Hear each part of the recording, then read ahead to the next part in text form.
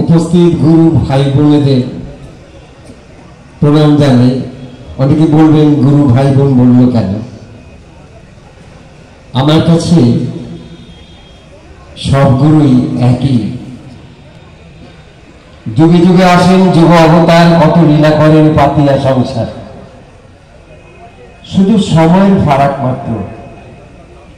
সেই জন্য সব অবতার পুরুষই, সব গুরুরাই কিন্তু সময় আলাদা, কিন্তু সব একই রূপ।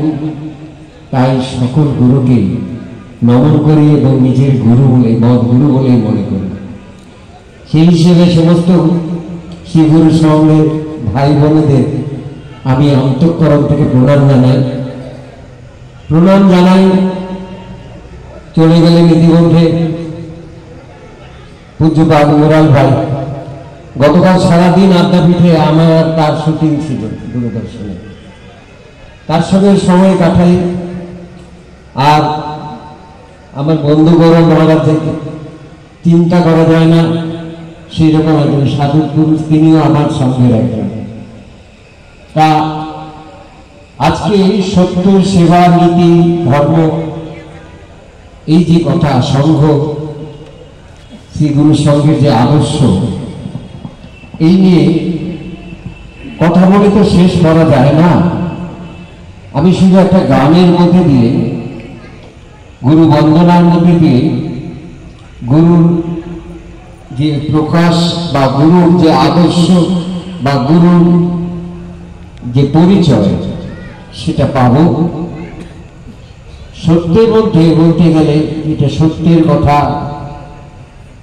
পরমহংসদেব বলে গেলেন, কৈতেশিক সত্য কথা, এতে যদি হয় তোর মরণ, অমর ফুলে রইবি কাথা।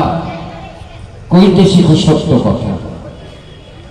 আবার এক জায়গায় বলছেন, সত্য মিথ্যা তারই সৃজন, ঠিক বোঝো যদি বোঝার মতো। চুবন খেয়েও বাঁচে তারা, তাদের জীবন যায় না বৃথা। কৈতেশিক সত্য কথা। সত্য মিথ্যা তারই সৃজন। আবার মিথ্যার মধ্যে সত্য কোথায় লুকিয়ে আছে? কেউ যদি কাউকে হত্যা করতে যাচ্ছে, পাড়ায় গোলমাল হচ্ছে,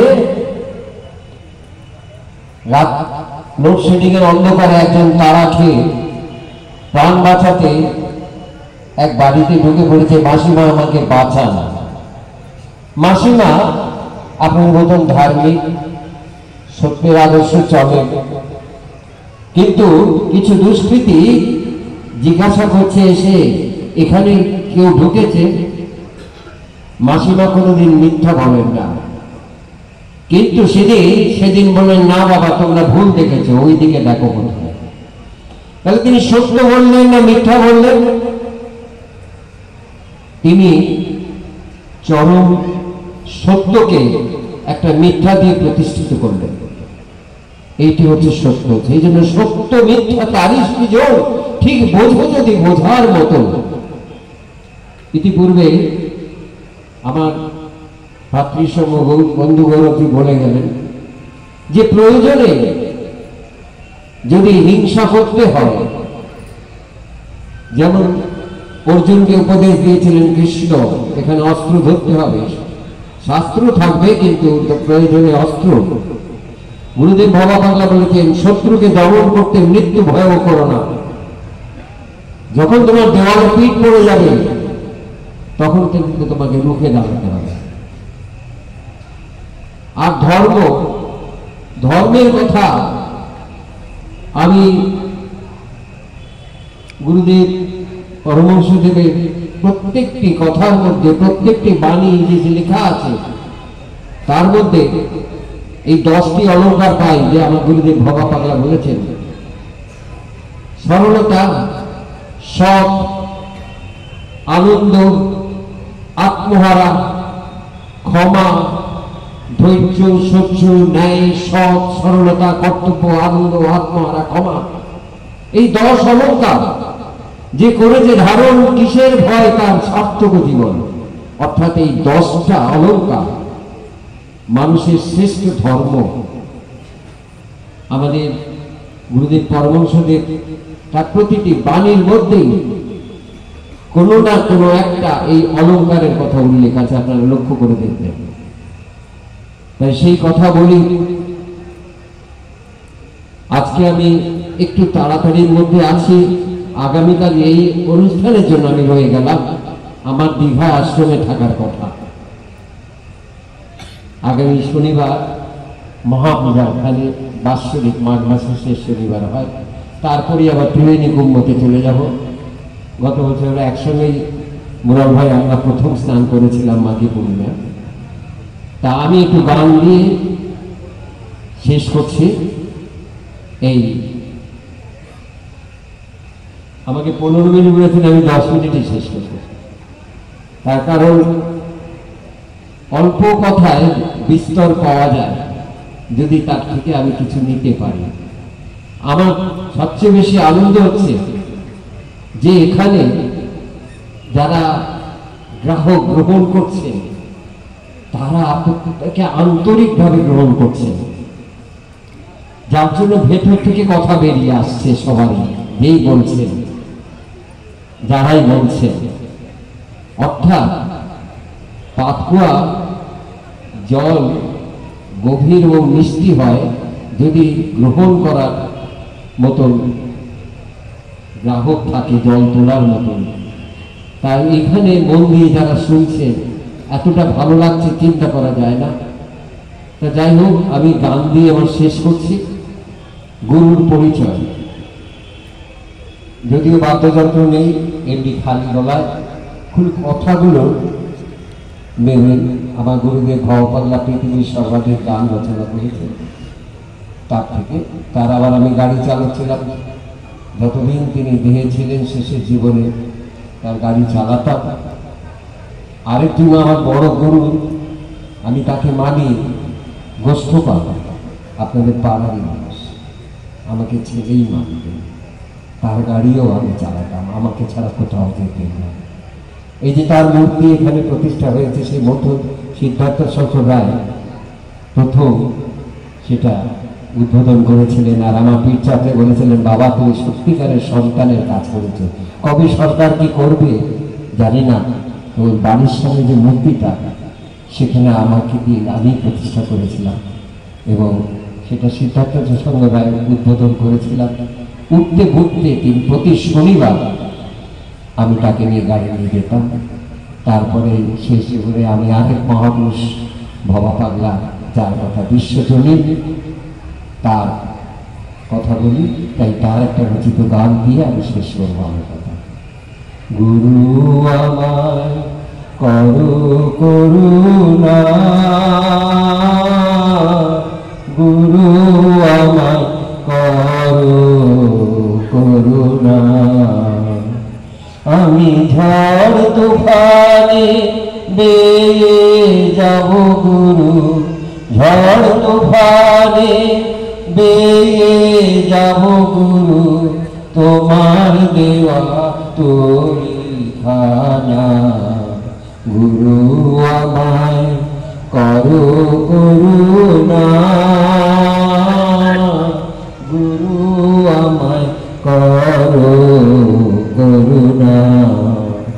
ভব নদীর ভীষণ তুফান কেঁপে কেঁপে ওঠে পরাণ, ভব নদী ভীষণ তুফান কেঁপে কেঁপে ওঠে পরাণ।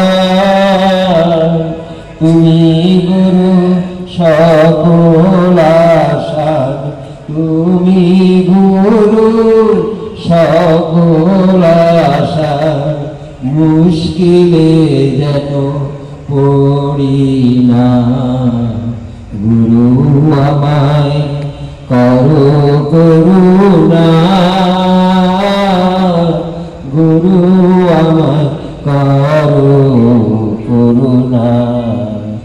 গুরু যদি আমার সহায়, তবে কেন করব হায় হায়। গুরু যদি আমার সহায়, তবে কেন করব হায় হায়।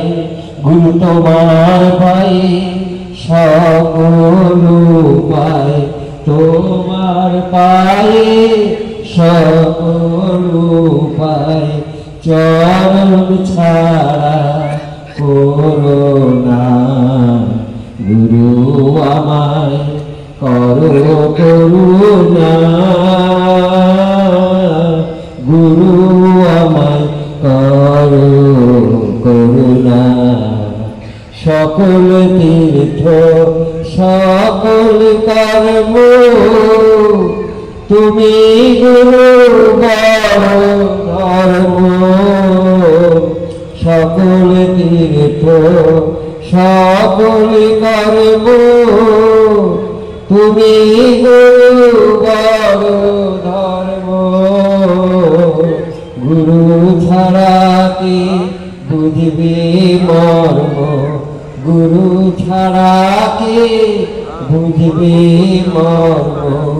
গুরুই শ্রেষ্ঠ উপাসনা, গুরু আমায় করো করুণা, গুরু আমায় করো করুণা। ভবার গুরু বিশ্বজনা,